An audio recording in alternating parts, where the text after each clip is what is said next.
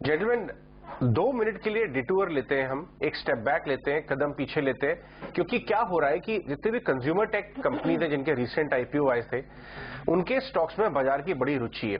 हमारे व्यूअर्स हमें अनेकों बार ट्विटर पे और मेल्स लिख के बता रहे कि इसमें हम क्या करें, नायका में क्या करें, हम पेटीएम में क्या करें। एक तरफ तो इनके वैल्यूएशन देखे गए थे बहुत महंगे, जब आईपीओ आए थे बहुत बड़ा यूफोरिया था, उसके बाद करेक्ट होना शुरू हो गए और हमने देखा 60, 70, 80% कंपनी के स्टॉक प्राइस में गिरावट देखने को मिली। वहीं कुछ ऐसे फंड हाउसेज हैं, फ्रैंकलिन हो गया, मीरे हो गया, पब्लिक डोमेन में डेटा ये बता रहा है कि इन लोगों ने कुछ सेलेक्ट स्टॉक्स के अंदर परचेजिंग शुरू कर दी है और इससे ही हमारे व्यूअर्स और इन्वेस्टर्स के मन में ये आ रहा है कि क्या मुझे भी लेना शुरू कर देना चाहिए कुछ सेलेक्ट स्टॉक्स, डिलीवरी हो गया, ये सारे। तो ये सारी बातचीत करने के लिए हमारे साथ जिगर मिस्त्री हैं कि महंगे स्टॉक्स जो हैं जो एंट्री का मौका दे रहे हैं या अभी भी इनके अंदर रिस्क है। बहुत लंबे अगर आपकी अवधि का व्यू है तो ही आइए, वरना आप इनको मत इस समय गिरावट के अंदर लेने की कोशिश मत करिए। जिगर मिस्त्री हमारे साथ बात कर रहे हैं। जिगर, आपने भी ये देखा होगा, कल भी नायका एक ऑल टाइम लो की तरफ जाता चला गया, 5% नीचे 130 के आसपास।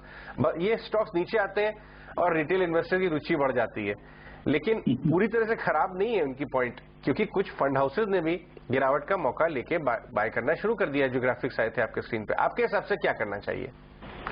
नमस्कार अजय, आपके शो में बुलाने के लिए बहुत बहुत धन्यवाद। इसमें जिस हिसाब से हम देखते हैं, थोड़ा एक स्टेप बैक करके देखें कि ये सबका बिजनेस मॉडल और वैल्यूएशन दो अलग चीज है।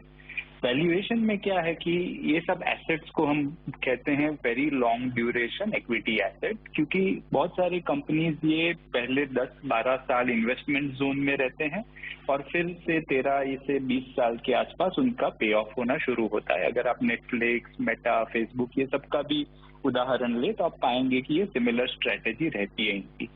अब जब यूएस 10 ईयर ट्रेजरी रेट आपका 0.25% होता है और तब आप इसको डिस्काउंट करते हो, और जब ट्रेजरी रेट 5% होता है और तब डिस्काउंट करते हो, तो ये लीनियर मोशन नहीं है। 5% पे इसकी वैल्यूएशन करीब 70-75% कम हो जानी चाहिए, क्योंकि जो आउटफ्लो है कैश की वो इमीडिएट है पहले 5 साल में, और इनफ्लो है वो से 15 साल के बाद है। तो इसके कारण जब भी आप डिस्काउंटेड कैश फ्लो मॉडल्स करते हैं तब हम पाते हैं कि इनकी वैल्यूएशन काफी कम हो जानी चाहिए। तो पहला सवाल हो गया कि अगर यूएस की जो risk free rate, true risk free rate मानते हैं, मगर वो कम जल्दी से नहीं होने वाली जो हमारा मानना है, तो ये सब की वैल्यूएशन पे जो सपोर्ट मिलना चाहिए वो मिलता नजर नहीं आ रहा। दूसरी चीज है कि अगर आप बिजनेस मॉडल देखें तो हर कंपनी आप अलग हिसाब से लेके चल सकते हैं। हम फंड चलाते हैं, हमारे पास ये किसी कंपनी जो आपके नाम लिए उसमें एक्सपोजर नहीं है, पर हम इसमें जो मॉडल्स हैं उसमें अगर आप समझे, आप नायका देखें तो नायका का clearly established view right to win है। ये जो मेकअप कैटेगरी जो थोड़ा हाई एंड मेकअप कैटेगरी है, पर यही राइट टू विन क्या ट्रांसलेट होता है अगर ये क्विक फैशन या इसमें आते हैं, तो ये इन्वेस्टर्स को सोच के चलना पड़ेगा। सिमिलरली पीबी फिनटेक है, पीबी फिनटेक का right to win online insurance में काफी स्ट्रांग है, and this is one business model that we do like as well. पर अगेन अगर आपका व्यू है कि यूएस इंटरेस्ट रेट तेजी से कम नहीं होगी, तो इनकी वैल्यूएशंस में सपोर्ट जरूर आएगा, ये इतना क्विकली गिरना चाहे कम हो जाए, पर आप उस पर कैश फ्लो का सपोर्ट पा पाएंगे कि नहीं। लास्टली सर जोमेटो ले, अगर मैं जोमेटो की 42-43 हजार करोड़ की मार्केट कैप देखूं और उसके सामने उसका कैश जनरेशन देखूं तो करीब आई थिंक 500-700 करोड़ का आपका ऑपरेटिंग कैश लॉस होता है, और इन्वेस्टमेंट्स में वो anything between 6,000 to 8,000 crore invest कर देते हैं। उसके सामने मैं समझो डोमिनोज देखूं तो उसमें एट 30-32 हजार करोड़ मुझे 1000 करोड़ की कैश फ्लो मिलती है। तो कितना इमरजेंसी ऑफ कैश फ्लोज है, इसके ऊपर आई थिंक पूरी बात रहनी चाहिए।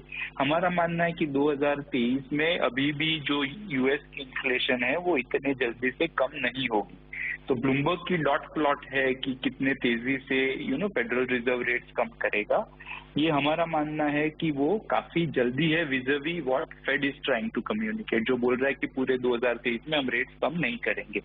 तो इन समरी शायद ये शेयर इतना तेजी से गिरना कम कर भी दे, तो भी ये नहीं लग रहा है कि इनमें वैल्यूएशन में बहुत क्विकली उछाल आ सकता है।